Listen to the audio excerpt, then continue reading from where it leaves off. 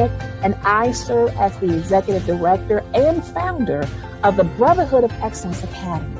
We're on a mission of ending fatherless generations by preparing males for empowerment, entrepreneurship, enrollment, enlistment, and employment.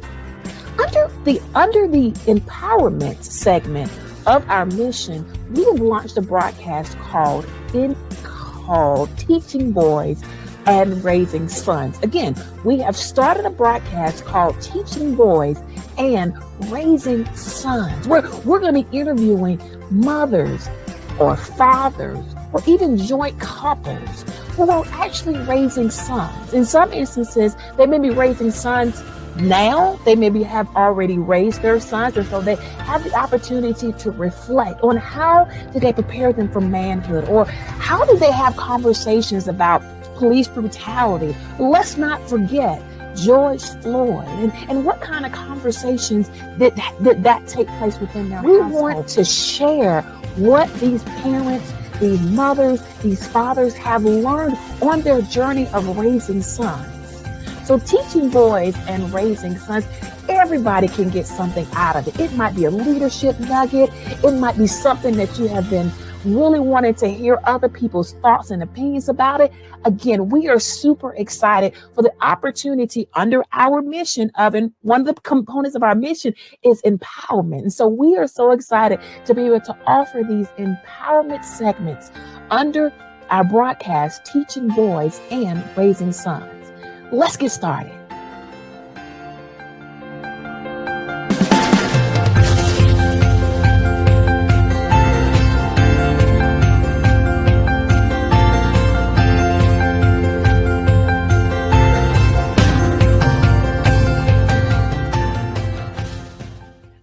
So now I'm gonna take that question. I call it post-COVID, but we're still in the global pandemic. We're still wearing masks. March here, at least here in the States, March, everything shut down, completely shut down. So what types of supports, academic supports, is he receiving now?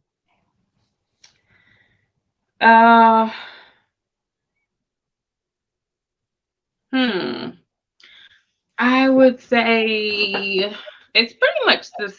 It's not the same. I would say COVID kind of took us for a spin because we had to jump into it just to see where it was taking us from that March, April, May, and let the school year in and see what we were dealing with. It took everybody for a whirlwind, and I will say that one of the things my son mentioned is that he learned the urgency of time.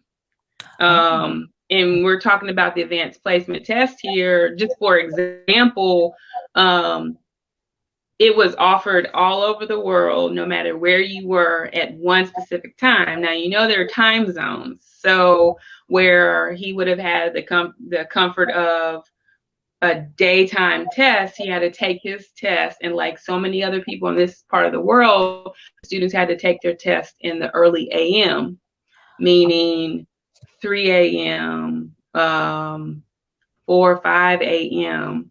And he said, "Mom, I've learned the urgency of time." And finances, he also mentioned, just quite a few things that he's come to understand post-COVID. Time waits for no man, and it was a big game changer for us, I think. And then he just that's another question where something else will come, and I'll probably pick it back up to answer. But time and preparing him, I think it's a good preparation. It's been a good preparation to kind of prepare students for what college really looks like. College is sometimes so abnormal, and you can make your own schedule. You can, it's not, we try to prepare our kids as much as possible, but really upper high school, 11th and 12th grade high school is looking more like college every day. That's correct. It really is. And I don't know if they really equate this, or they'll understand it until they step into a university and see how unorthodox things can be, how teachers may not be what you're used to, and you have so many different teachers, that kind of thing. So I feel like the thing that has looked like a negative has been a positive, so to speak, post-COVID, for many. So I love that because I like how you talked about he's actually learning those adult skills, because not only did he have to shift, we as adults had to shift as well. And we all understood and began to recognize the sensitivity associated with time and how it is really so precious. As you're probably aware, here in the States, 400,000 people have already passed away from COVID-19. And so you begin to realize what's really important in life. And so I like how you're he's learning to value time, and probably learning the importance of, family and some other concepts that you started to learn as people stayed more at home with their families. I'll say that. So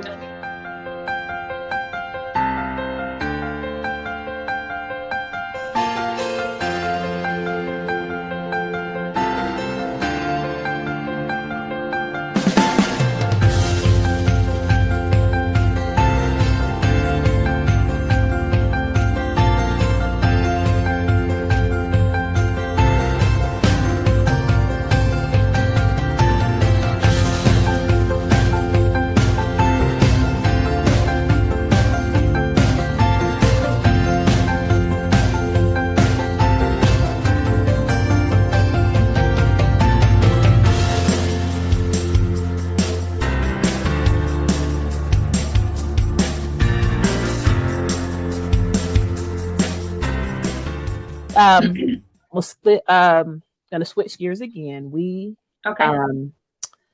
in the midst of COVID-19, we also had a lot of social unrest as well. So we had. I'm gonna get to the George Floyd in just a minute, but we also had Rayshon Brooks. We've had, which is in Atlanta, who had an encounter with police. Was shot in the back and was killed. We had Jonathan Price out of Texas, who was also shot and killed by police. And then, of course, we had Jacob Blake, who was shot in the back 7 times in front of his children by police officers. And so the question is, how do you prepare your son to deal with potential police brutality? And this is coming from him, and just asking him directly, what does he recall? I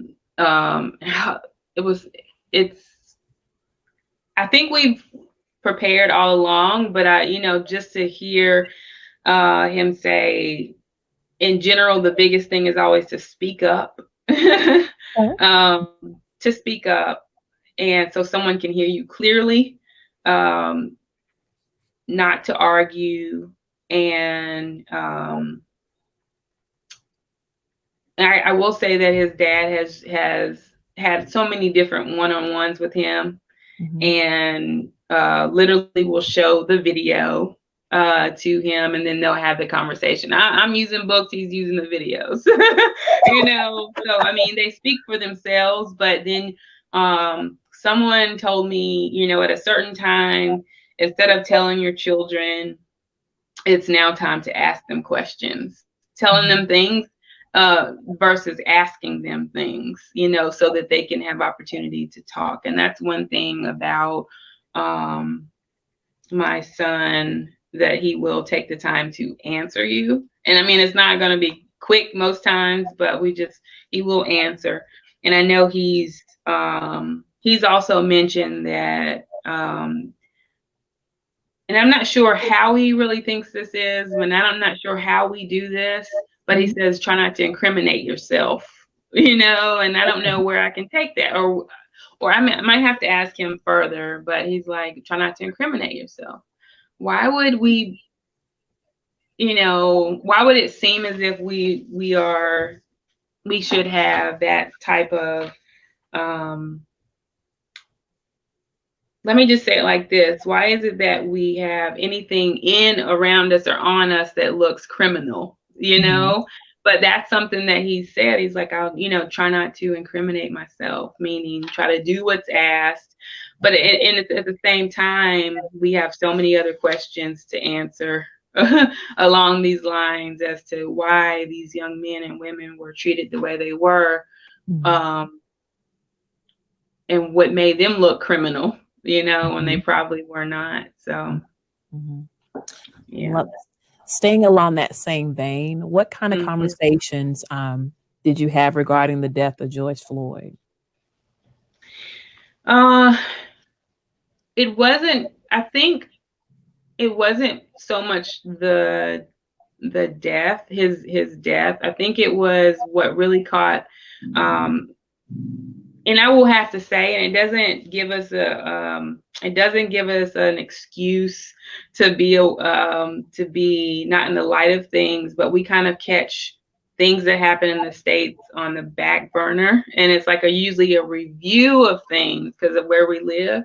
And so my son had mentioned that a lot of things that he hears in his history classes, and he's taken quite a few advanced history classes, and he's had the same teacher for the past 4 years.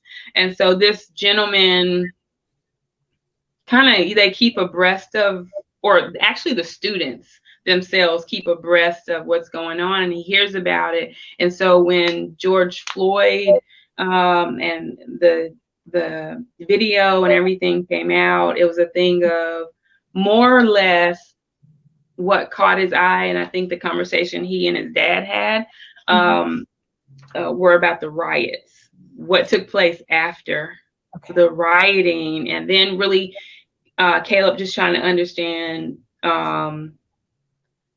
I think he's understanding more the anger, or just the atmosphere within, the rioters, how they're feeling, that kind of thing. And I think that's probably taken precedence, in his heart and mind, because that's what came up, and we talked about it, the riots. So I mean, something that's causing people a mass amount of people to move and act. I think that's what George Floyd has done for our society. His I don't want to call him a martyr, and I want to do that.